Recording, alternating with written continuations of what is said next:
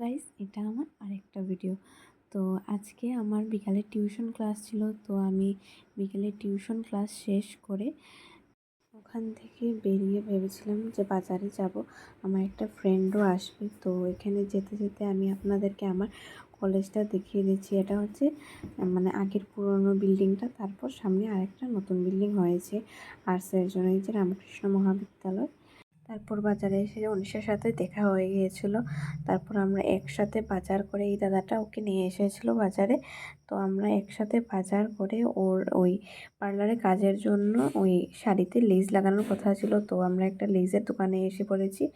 এসে ওই আঙ্কেলটাকে বলেছিলাম দেখানোর জন্য। তারপর এখানে ওরা চুজ করছে যে এই শাড়িটার সাথে, ওই শাড়ির পাইরের সাথে কোন লেসটা মানাবে আর কি। তো ওরা ডিসাইড করতে পারছিল না।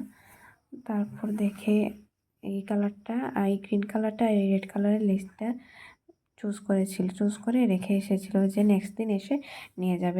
তারপর বাজার থেকে বাড়িতে এসে এই কাজে লেগে পড়েছিলাম, রান্না করতে হবে। তো ও বলেছিল যে আমি সাহায্য করি। আমি বলেছিলাম না, তুই একদিনের জন্য এসেছিস, আমি সব রান্না করব।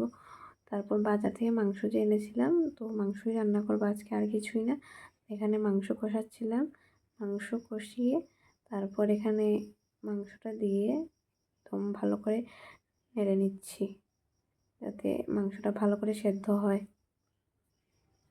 তারপর মাংস সেদ্ধ হওয়ার পর খাবারের ভিডিওটা করতে ভুলে গেছি। তারপর আমরা সবাই মিলে খাবার পর একটু গল্প করলাম। এই যে দিদি গল্প করছিল যে ও অসমীয়া পারে ভাষা, তো আমি বলেছিলাম যে একটু বলে শোনাও।